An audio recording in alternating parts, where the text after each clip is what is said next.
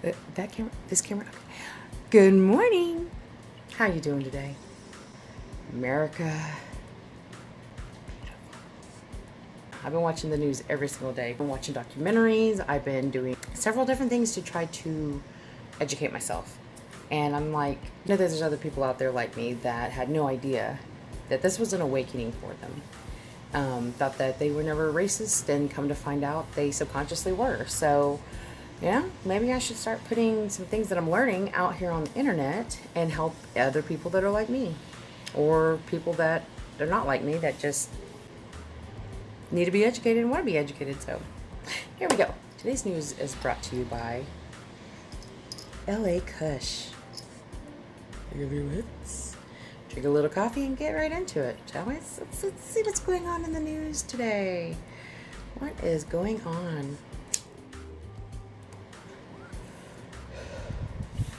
So, we're going to start off with data analysis. COVID-19 is filling up hospitals in small cities. This whole coronavirus, this whole reopening, we need to get back to work.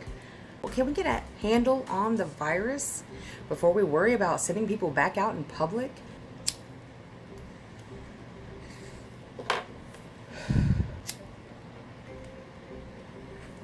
Larry Pitchin called an ambulance to take his wife, Judy, to a hospital in Lake Charles in southwest Louisiana on the morning of July 13th. He'd had to do this before. She had a rare autoimmune disease. It wasn't uncommon for Judy to make a trip to the emergency room. When she got in the ambulance to go was the last time I saw her, and that was around 9 o'clock. Larry remembered. Okay, here's the thing. When I'm reading this is what I'm thinking, is that, can you imagine this happening to you? Just let that sit in for a second. You know what? The old me would be just like, oh, that's so sad, and then move on. You know why? Because I would never think it would happen to me. But with as many people as dying right now, and as many people that are getting the coronavirus right now, it's a little scary. So yeah, put yourself in these people's shoes. Judy called around 5 p.m. to say she was feeling better. She told him not to come to the hospital. At 8 p.m., okay, wait a minute. She was feeling better? She told him not to come to the hospital. At 8 p.m., her condition changed. Judy was put on a ventilator. Normally, you go on a ventilator, you go in the ICU. There were no beds in the ICU due to the coronavirus, he said. Hospital staff said he could see her if he could get there in time. Wow. I just put makeup on. I'm about to cry. But when I got there, she had just died. Man. Can you imagine? I just don't know how people can be the way that they're being when people's loved ones are dying. Judy didn't test positive for the coronavirus. Instead, Larry said her heart stopped. If it weren't for the pandemic, Larry believes his wife would be alive. So I thought this whole time she had the coronavirus, died from it, blah, blah, blah. Well, it turns out she doesn't. And then I'm like, what does this have to do with coronavirus? And right there, they didn't have any rooms.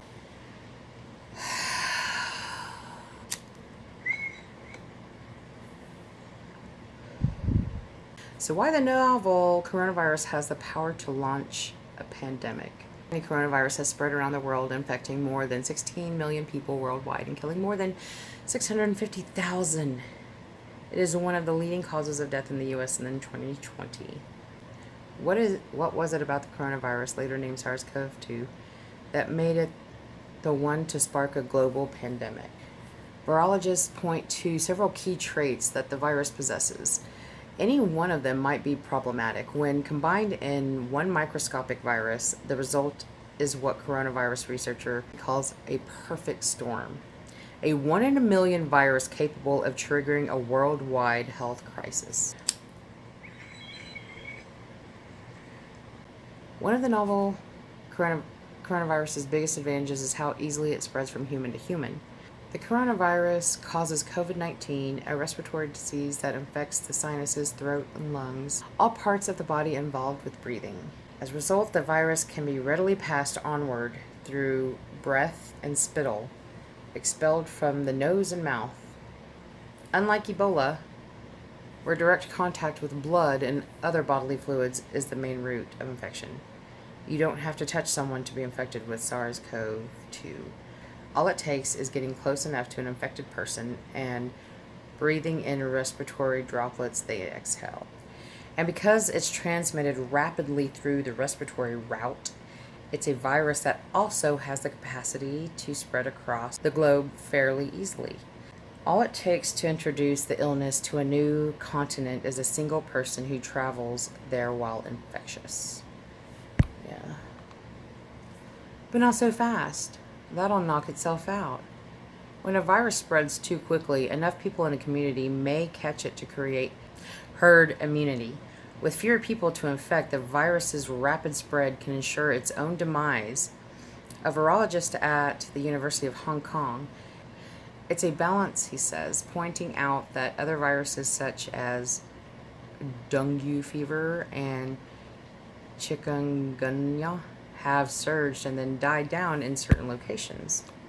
The severity of symptoms puts strain on health systems. Even though some people who are infected with no symptoms or mild symptoms, the novel coronavirus can inflict serious damage. This coronavirus has the capacity to cause really debilitating respiratory disease and even death for a higher proportion of infected people compared with, say, the flu.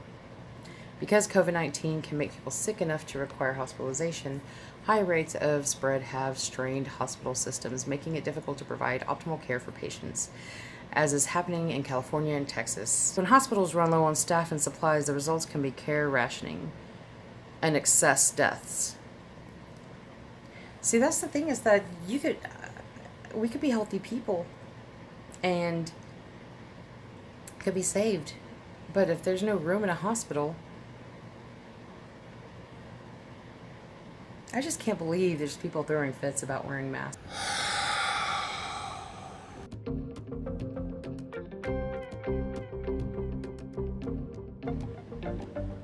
Congress passed a big $3 trillion relief package back in March.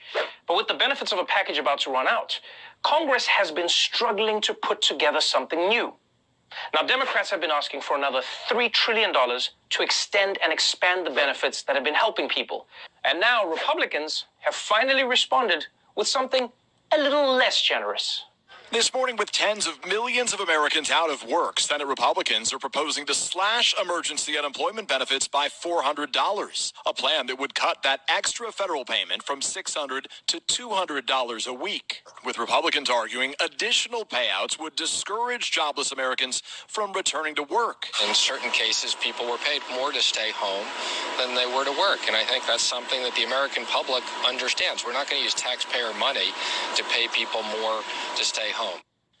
Man, I know Steve Mnuchin speaks like a ventriloquist dummy, but sometimes I wish someone would shove their hand up his ass and make him say the right things. Because look, it is true that some people have been earning more from these extra benefits than they were making at their jobs. But that's only because a lot of people in America don't make a living wage at their jobs. Like, I'm honestly surprised this White House is so against paying people not to work. I mean, they've been fine doing it for the past 4 years. Guys, if anything, going back to work too soon is what spreads coronavirus, which then makes it harder for everyone to go back to work. So the best way to go back to work is to not go back to work. If anything, the government should be sending everyone an HBO Max password and a giant bag of weed. It's the responsible thing to do. And here's the thing. You can always argue about whether it's good policy or bad policy to just give people money. I mean, it's good policy, but you can argue about it if you feel like it. But one thing that's raising eyebrows is that while the Republicans are saying they can't afford to give more money to laid-off workers, they are managing to open up their wallets for some way more questionable expenses. The bill is also coming under intense criticism for $1.75 billion allocated for a new FBI building, something McConnell said was included at the request of the White House. The president has called for the rebuilding of the FBI building in downtown D.C. to occur on the same plot of land in which it currently exists. And why that's significant is because the Trump Hotel is right across the street from the FBI building. So the concerns are the president is trying to keep that property controlled by the federal government to prevent another hotel from coming in there potentially and taking away business from the Trump hotel. Yes, while unemployment benefits are being cut, Republicans have managed to find $1.75 billion to rebuild the FBI headquarters in its current location instead of allowing it to move. And all of this was a direct request from Donald Trump, because Trump knows that as long as the FBI stays across the street from his hotel in D.C., nobody can build a competing hotel next to his. And you know, this is what's so frustrating about Trump. When you tell him you can stop corona by putting on a mask, he can't follow the logic. Oh, it's too complicated. I can't breathe. I don't even know. But then when he's working on a grift that'll make himself money, suddenly he can see the matrix. You put that one there, the hotel, get it, carry the $5 billion. Like, I find it so bizarre that Trump is president, but he's still constantly pulling all of these scams. Like, what does he need the money for? Right. The man lives rent-free. He only eats stuff off the dollar menu, and his favorite hobby is staying inside watching TV. Trump could finance his whole lifestyle with lemonade stand money. Either way, at this point, Trump has done so many corrupt schemes, eventually he's going to run out of lines to cross. Yeah, he's going to need to seduce Mike Pence just to keep things interesting. Come on, Mike. I don't even want it. I just want them to talk about something else. That's the news for today. There's so much more too. If you want to know more, go to npr.com. That's where I'm getting my news. I listen to it on my Alexa every morning. I am being filled with stuff, and I think it's time to share it. On a positive note, change is happening, and it's going to happen.